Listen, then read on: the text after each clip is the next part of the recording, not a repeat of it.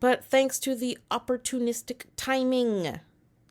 Immediately after the pandemic, when students were already traumatized and isolated and not as involved nor bonded as we normally are, and Beth Hillman's efforts to decentralize stakeholder power, we could not follow in Hampshire's footsteps. The documentary, The Unmaking of a College, details the struggles between maintaining a legacy of educational excellence and fighting back against the push for corporate expansion.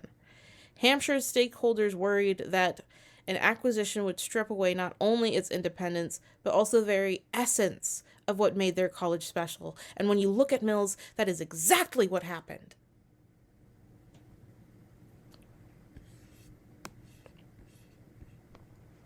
Remember before when I mentioned McKinsey? Guess who also facilitated the Hampshire college takeover? Both these attempts were facilitated by the same PR firm, McKinsey and Company, because of course they were. Nothing says we value education like bringing in the same consultants who advised Purdue Pharma during the... Both of these...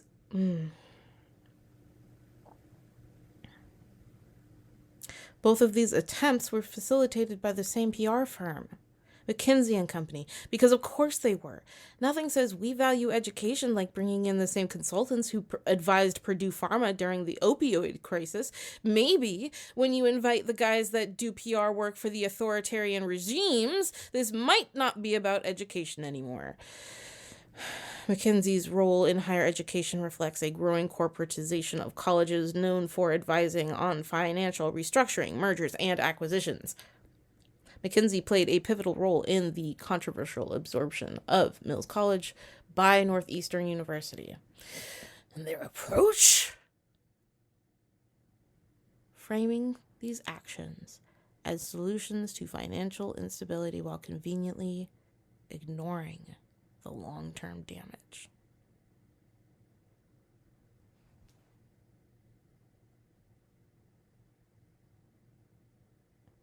This is my life. This is my fucking life that you did a pandemic for. Or didn't. That you allegedly did not do a pandemic for.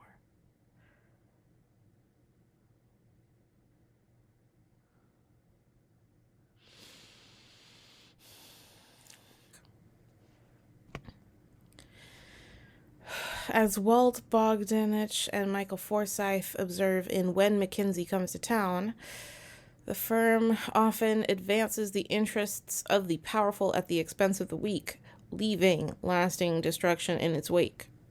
This is a broader trend of treating colleges as commodities rather than community institutions. The historic role of liberal arts colleges as spaces for critical thinking and empowerment, well, that's just not as profitable as real estate investments, apparently.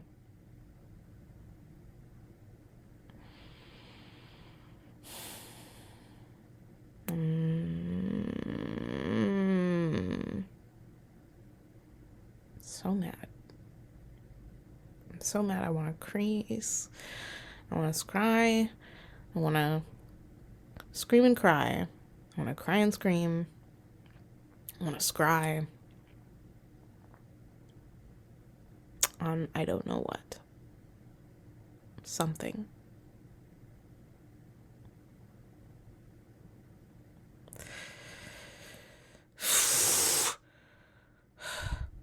Okay. On page 22. Jesus fucking Christ. Hampshire's resistance forced the deal to collapse, but Mills became a dry run that refined the process for future acquisitions.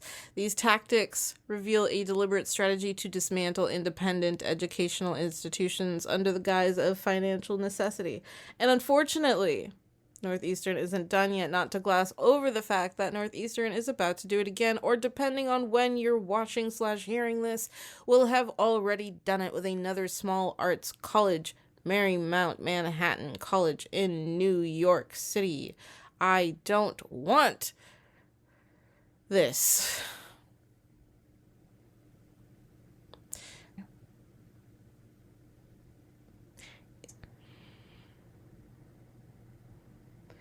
They don't want people realizing that they're repeating history, even though their entire modus operandi follows the exact playbook of early Catholic empire building. Can we just, let's face it, this was a hit job. Beth, you know what? I mean, maybe you should have just stuck to teaching, I don't know, math, instead of wrecking people's futures? But hey, in the end, you gotta hand it to her. At least she was effective in the worst way possible. Mills College wasn't just bricks and mortar. It was a sanctuary for marginalized voices and progressive thought. The consequences of acquisitions like these aren't just financial. They systematically erase institutions that challenge dominant power structures. And if you think that this isn't about power, then think again. Beth, honey, sweetie, darling. Maybe, just maybe if your entire career history reads like the resume of a rabid hedge fund magnate, you're not actually working in the best interest of the students.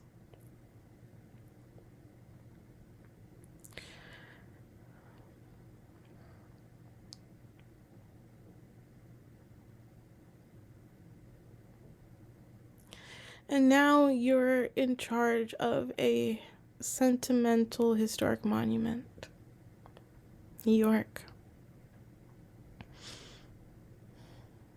Keep your eye out.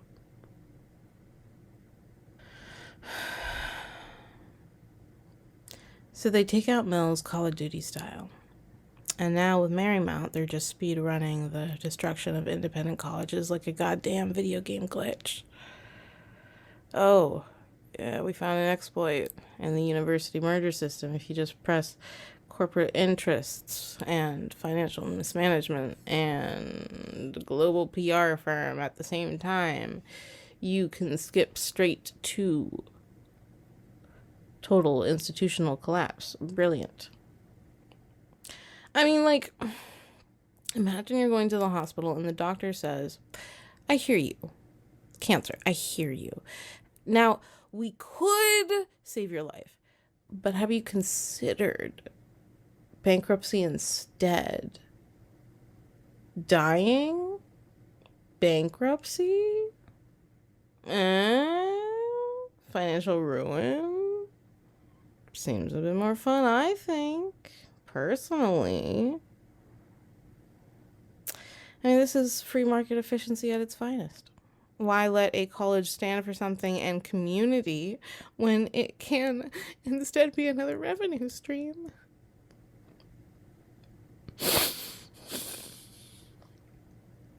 McKinsey and Company is like that one friend who insists on just giving helpful advice, but somehow every time they show up, your life gets demonstrably worse. Oh, you're struggling financially? Have you tried selling your soul and dismantling everything that makes you unique? No? Well, lucky for you, we specialize in that. I mean, they're not consultants, they're corporate grim reapers with PowerPoint presentations.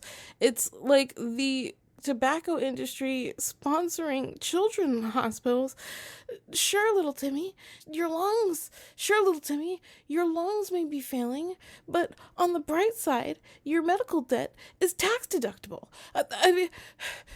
Meanwhile, Northeastern is out here collecting colleges like Infinity Stones. With all the power of these mergers combined, we summon the most soulless corporate university of all time. That's not higher education. That's a real estate acquisition spree with a side of syllabus. And yet, every time another school gets absorbed, people act surprised. I mean, you don't get that excuse anymore.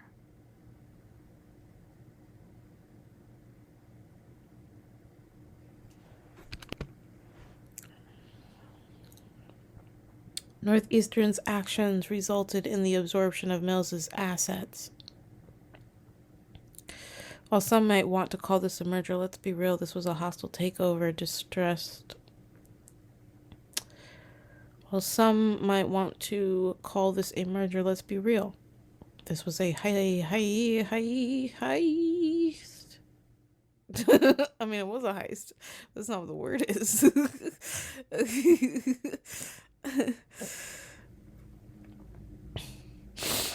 um, While some might want to call this a merger, let's be real. This was a hostile takeover dressed up as a PR friend. Fuck! What? Oh well, it's already happened. I'm not taking it out. The world's gonna know. Oh, cool. You're 23 years old. You're 23 years old. Yeah, that's why I can say the word fuck.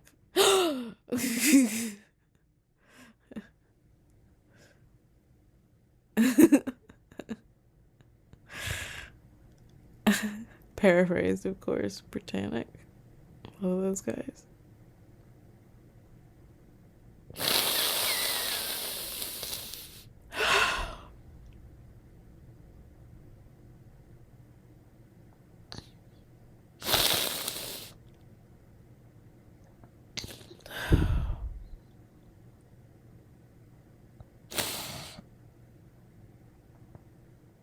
Let's be real.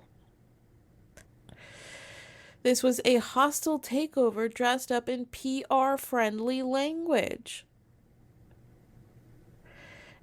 NU promised to uphold Mills's legacy of equity, social justice, and minority leadership.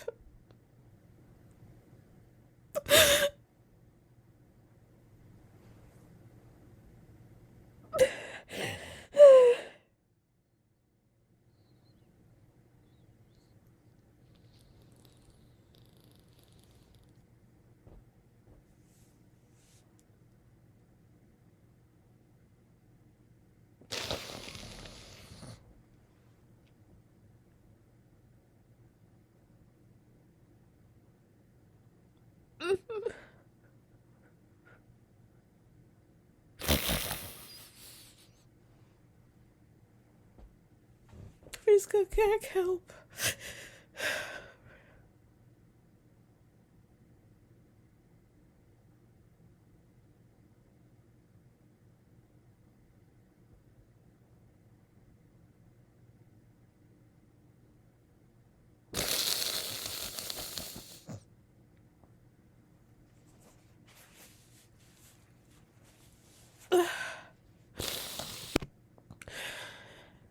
And guess what? The first department cut? Women's Studies. The one department that embodied everything Mills stood for. A slap in the face would be less disrespectful. Northeastern didn't just erase Mills College, it scrubbed it down to the bones. Oh, we'll just absorb Mills, take its land, erase its history, and whoops. Was that a women's studies department? I didn't even take women's studies. How did that get there? Let's get rid of that immediately.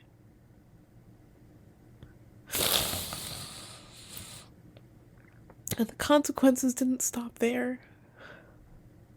Campus safety and student well-being. Coincidence? Since Northeastern's arrival, students have reported an increase in sexual assault rates on campus, but of course, NU is not about to admit that. This is the same institution that refused to release campus safety data on its Boston campus for years.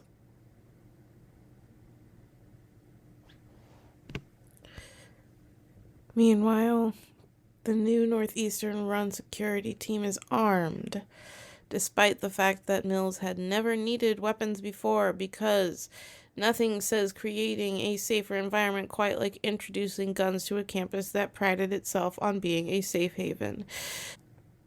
And I mean, what about the Mills alums and the broader Oakland community? They're being locked out. Restrictions on alumni and community accesses has tightened as As though letting former students use gym or a professor somehow poses a security threat?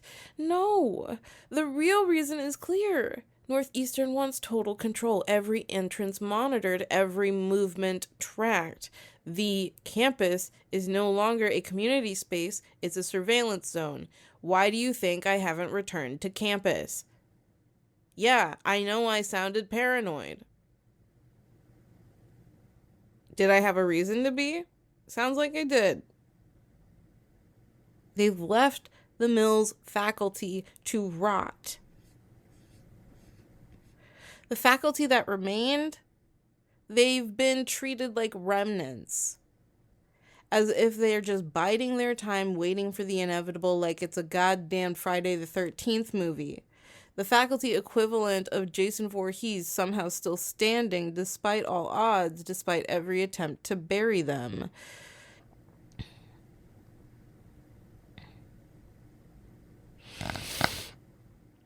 I mean, the students were swindled and abandoned, not to mention the Mills students who were promised an education at a women's college with a progressive mission. We were swindled, funneled into a bait and switch scam where our school was dissolved out from under us.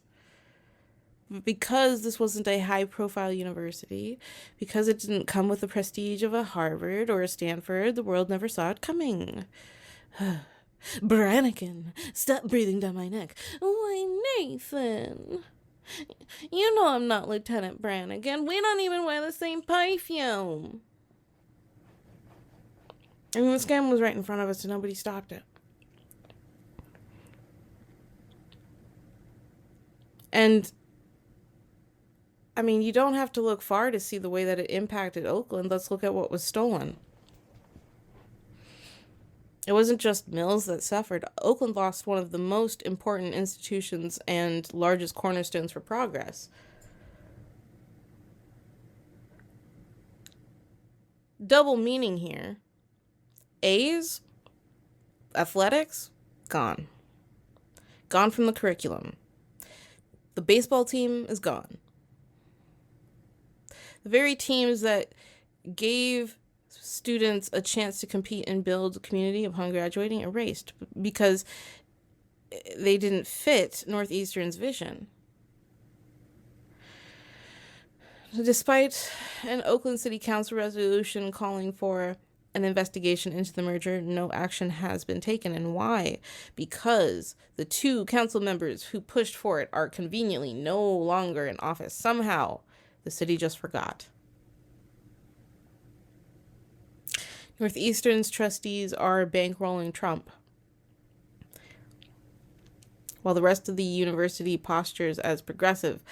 Its board of trustees is making political donations that directly oppose the values Mills once stood for. This wasn't just a merger. This was a corporate raid, a hostile takeover of a beloved institution, and a trial run for the future of higher education, a world where universities operate like private corporations, where schools are assets to be acquired, stripped for parts, and discarded.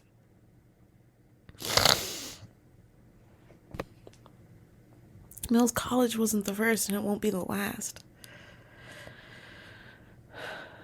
This is part of Northeastern's grand buffet of college takeovers. They've done it in London. They've done it in Boston with the Nahat Marine Science Program, where the locals openly accuse them of strong-arming the community into land deals for a nonprofit institution. Northeastern sure has a suspiciously aggressive real estate portfolio, because at some point this stops looking like higher education.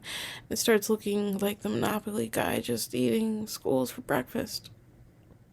I mean, we're talking about a nonprofit institution flipping colleges like they're fixer-uppers on HGTV, except instead of a big reveal, it's just a plaque that says, now owned by Northeastern. It's basically the same business model as every bad landlord ever. They're not expanding higher education. They're playing an incredibly bougie version of Pac-Man. And If you don't think this will ever happen again, well, welcome to America, where learning from history is about as popular as independent bookstores in a town with 5 Amazon warehouses. Bill S. 830, titled An Act Relative to the Financial Transparency of Colleges, aims to improve financial oversight for institutions facing financial difficulties. Basically, it's there to make sure schools don't get swallowed whole without anyone noticing. You know, just a little transparency bill that wasn't inspired by Northeastern's acquire and erase strategy, just a total coincidence. Um, it's just like how every time my Wi-Fi cuts out, it's always right before I'm about to cancel my subscription.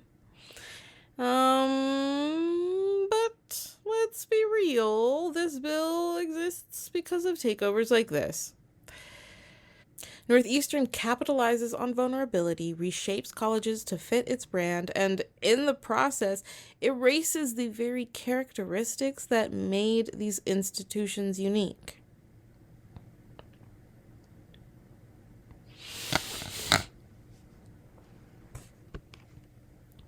I mean, Northeastern's motto might as well be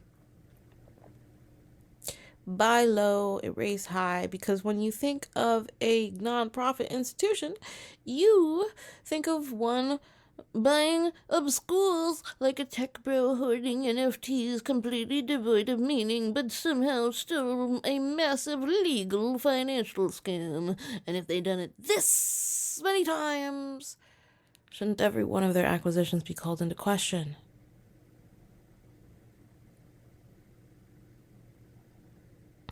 Northeastern's PR team will do everything to discredit this story. Probably gaslighting the world into thinking that this was, I don't know, misfiled paperwork. Or that I was just fat. You know, who else tried to take down their critics? Nixon, Scientology, every bad guy in a Disney movie never works there. But universities protect their money and reputations above all else. When exposed, institutions react by denying, retaliating, or making small changes to avoid real accountability. But yeah, sure, I expect some cease and desist nonsense. Problem is, you can't sue someone for quoting your own financial records.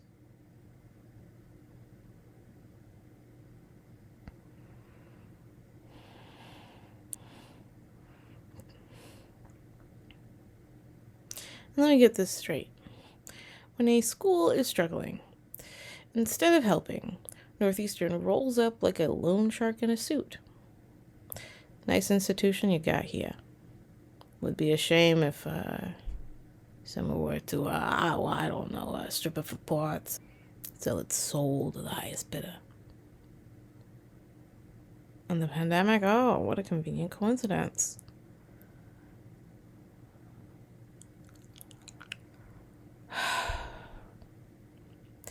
Because the only thing worse than fighting for your school's survival is fighting for your school's survival while dodging a deadly virus.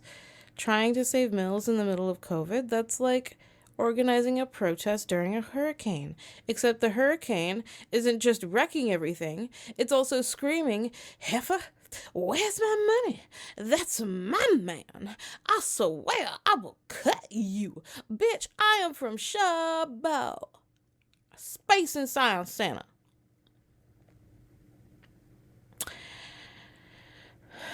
At the end of the day, accountability shouldn't be about tearing down one bad actor at a time. It should be about making sure no one can exploit these systems again. That's why abolitionists' responses focus on community control, worker power, and prefigurative politics. Building the alternative world while dismantling the corrupt one, which is very hard to do.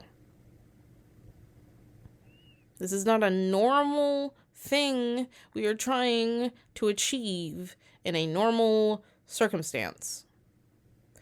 But people made choices for reasons. I couldn't tell you why.